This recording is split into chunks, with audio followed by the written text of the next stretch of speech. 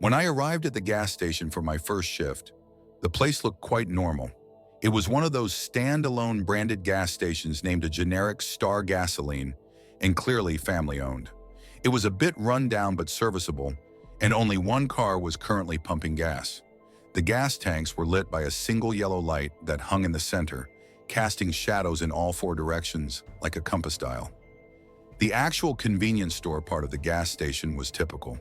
The glass windows were plastered with sun-bleached advertisements for cigarettes, energy drinks, and a 2 hot dogs for 99 cents deal. The tinkle of a bell chimed when I pushed open the convenience store door, and I was met with the smell of slightly old hot dogs that had been sitting under a heat lamp all day. Looking over, I saw that there was no one at the counter, but a lady who looked like she was in her 50s waved at me from the back of the store as she was sweeping up. The store was a little larger than a typical gas station convenience store. The interior was what you would expect, except for one thing. There was a clock and an old TV screen lined up on each side of the room, showing security camera footage of the gas pumps. It seemed unnecessary. In addition, the owners didn't aim the security cameras very well, and it was mostly casting footage of the ground in between the gas pumps in the store, instead of centering the gas pumps in the middle. "Hello, you must be Alex." I was taken out of my thoughts and looked forward. "I know that my husband originally interviewed you. We've been trying to find a person to do this night shift for months, and I dare say I'm getting too old to stay up that late. But you're young, so you'll be fine." She wiped her hands on her pants before reaching out her hand to shake mine. "I'm Anne. Nice to meet you. You can go ahead and set your things behind the counter, and I'll show you around real quick. I know you've already worked at a gas station before, so I won't bore you. We just needed someone who was good at following directions." The little lady moved quickly for someone her size. She seemed eager to get me started so that she could finally go home and enjoy a normal sleep schedule. "Cleaning supplies are back here in this closet. Mops and brooms are hung on the left. Bathroom is on the right. It's just a single toilet room." I peeked inside. The bathroom was just about what I expected a gas station bathroom to look like.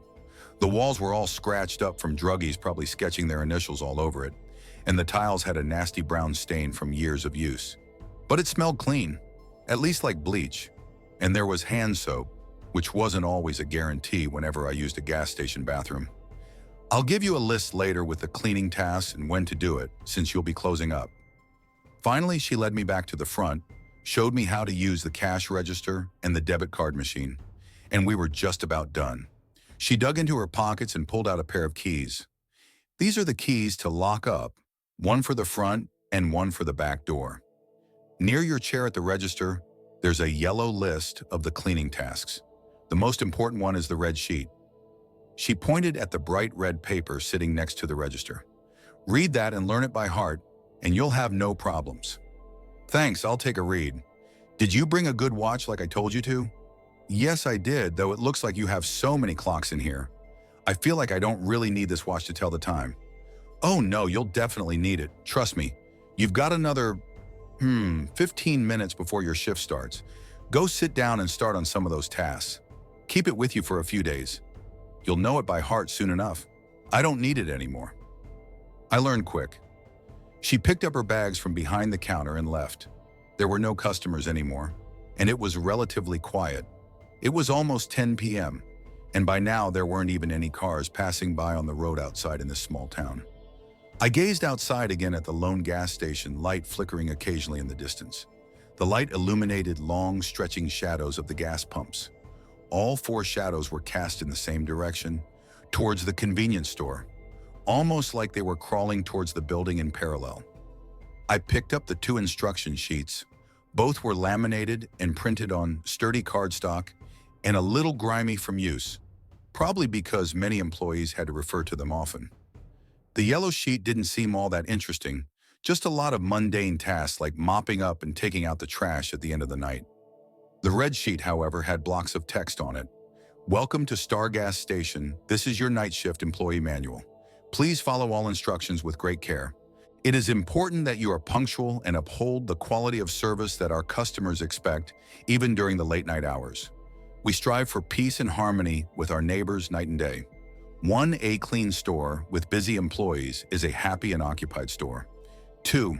Spend most of your time being active in the lit part of the store, except when otherwise necessary. Half of the lights are always off.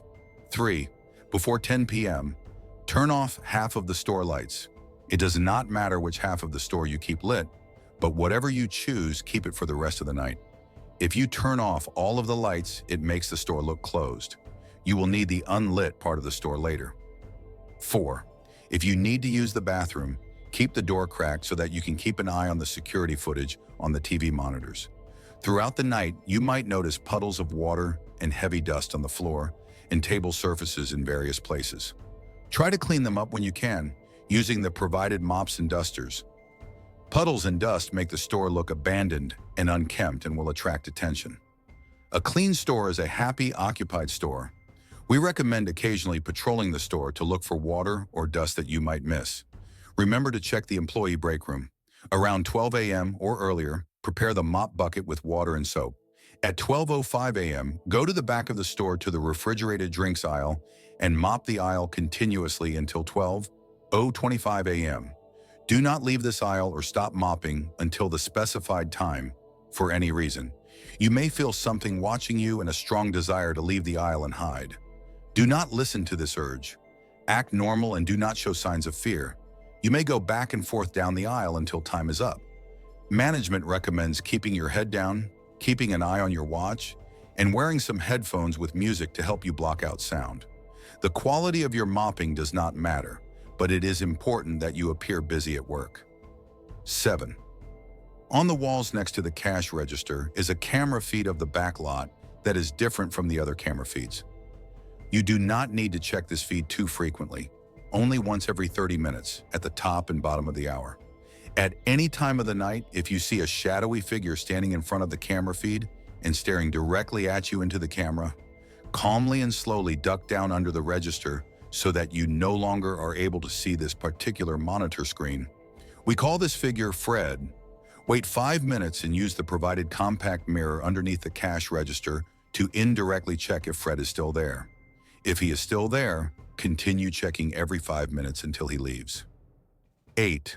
This one only happens if you are not acting busy enough or if the store's dirty. You may see Fred standing directly, looking in at the front of the convenience store. If so, stop what you are doing and do not acknowledge his presence, but calmly crouch behind any of the aisles in the unlit section and make noise by reorganizing and moving snack bags and drinks around. Do not stand up again. You want him to hear you, not see you. He will not want to bother you if you seem busy. You can peek through the shelves to see if he is still there, but be careful. Finally, these are the most important rules. We usually only have one local neighbor Fred visit every night, but on very rare, unlucky occasions, there are more of them. Unfortunately, only Fred is relatively harmless as long as you follow the rules. The other foreign visitors are not. There are multiple TV monitors on all walls of the store. If at any time in the parking lot you see the 4 shadows of the gas pumps all face towards you in the same direction, this is a bad omen. It means that out-of-town visitors are nearby, and it is best to vacate. You will have a few minutes. Drop what you are doing, run to the employee back room, and find a large light switch panel on the back wall. Turn off every switch to shut off all electricity to the store. This will make the store look closed, and the visitors may leave to look for a different establishment. This angers Fred, who is a local, but it helps discourage out-of-town visitors from coming in. Go into the storage room on the right, lock the door, and deadbolt it. Put your phone on silent and send a text. Do not try to leave. Multiple visitors may enter the store. Fred will also get inside now that the store seems closed, but he should not find you if you remain still. You can take a nap for the rest of the night as long as you do not snore. If all goes well, we will collect you in the morning and pay you triple your wages for the trouble. Ice ran through my fingers as I reread one line that stood out. In a panic, I looked up at the closest monitor, and the shadows were so elongated that they were basically leaking into the store. But there were no shadowy figures inside yet. I was starting to shake. No way that this list was real, but I clearly remembered the shadows being in a compass formation when I first arrived. The sun was already down, and unless that singular light fixture could somehow move positions, there was no way to explain the shadows suddenly changing to stand parallel to one another. Blood was draining from my face as I looked up at the clock. It had taken me a while to read through the list, but maybe I had a minute left. Break room, back wall panel, storage room. Lock it and deadbolt. Call Anne, then stay silent. I sprinted from behind the counter and ran to the back room. I quickly located the light panel and smashed my hands down on all of the switches, blacking out the store. My hand fumbled for my phone flashlight while I grasped the walls to find the storage room door and pulled myself in. I couldn't see a thing except for the narrow beam of my phone flashlight, but I managed to lock and deadbolt the door with my jittery fingers. Then I located boxes that I could hide behind. My heart was pounding. I wasn't sure if all of this was a joke, but it couldn't hurt to call Anne and ask her what in the world was going on. I dialed her number and heard the dial tone of a phone call trying to get through. I hoped she would pick up. It seemed to take forever. Hello? I couldn't believe she actually picked up. I immediately asked her if that red instruction sheet was real in a slurry of panicked words. I also explained the shadows that all began facing the same direction towards the store and demanded to know if I was in actual danger. Sorry that I didn't tell you, honey. That last one almost never happens. It's only happened a couple of times in the past 2 years. You just got really unlucky. It seems like you did almost everything right, though. I breathed a sigh of relief. Just stay inside and stay quiet. We'll get you in the morning, sweetie. I was still in a panic, but this reassurance relaxed me enough to slump down the wall and get ready to settle in for the night. However, just as I was about to put the phone down, a thought bubbled up in my head. Did she say that I did almost everything right? I felt something next to me. The voice was now no longer coming from my cell phone, but right next to my ear. You were supposed to text her. That wasn't me on the phone. I felt my face drain white. I asked her how it was possible. That phone call I made while being in the storage room sounded so real. I even heard a dial tone. Oh, I know that sounds crazy, hun. Don't look at me like that. Sit down. Anne sat me down, and I spilled a slew of questions at her, but she didn't answer everything. According to her, shadowy entities like Fred can mimic voices and sounds they've heard. She said that's why one of the rules about mopping the drinks aisle at 12:05 a.m. recommended music with headphones. When she's done it, sometimes she would hear what sounded like her husband calling her name from the parking lot or her son knocking on the back door saying he needed to get in. But her husband knows not to come at night, and her son doesn't live in this town anymore. Another time when she was on night shift, it sounded like her cell phone was ringing in her pocket while she was in the middle of mopping. Out of habit, she absent-mindedly picked it up, but then a realization and dread filled her. Her phone is always on silent, so it couldn't have been ringing. She never made that mistake again. Anne apologized for not being clearer about the job details. She said after seeing and doing this job for so many years, she took the little details for granted and didn't consider that a new person wouldn't know the little tidbits and tips she's picked up from experience. I didn't accept her apology, and that last part seemed like an excuse. She and her husband deliberately left out these details in the job description. My mind flashed back to when I got the job and thought it was odd that Anne's husband only phone interviewed me and didn't seem to want to meet in person before giving me the offer. At the time, I chalked it up to desperation. I would have left and never come back if it weren't for my curiosity. I really wanted to know if all of this was real or if I had the craziest mental trip in the world without having done any drugs. Anne told me she's had a few employees who stuck around over the 20-plus years that she and her husband owned this gas station. She usually tried to get town locals, as they were acquainted with the strange supernatural occurrences around them. They don't happen to everyone, but some. However, as the residents grew older, many of their children skipped town and moved elsewhere as soon as they could. I asked Anne why she and her husband don't just skip town and move elsewhere, or why not just close the gas station before nightfall and avoid the whole night charade altogether. She said she couldn't. Her husband inherited this gas station from his own father. It's an old town, and all of the original buildings experience odd events when they deviate too much from how they were 50 years ago. Because this gas station was originally a stay-open-late gas station for trucks that passed through town at night, something wanted it to stay that way. Her husband had younger siblings, but in order for them to be able to leave town and live normal lives, someone had to take on the role of owning the family gas station. It landed on him as the eldest. Once her husband did try to abandon and shut down the gas station, but misfortunes and near-death freak accidents started to happen around the family. When he reopened and restored the normal working hours of the gas station, it stopped.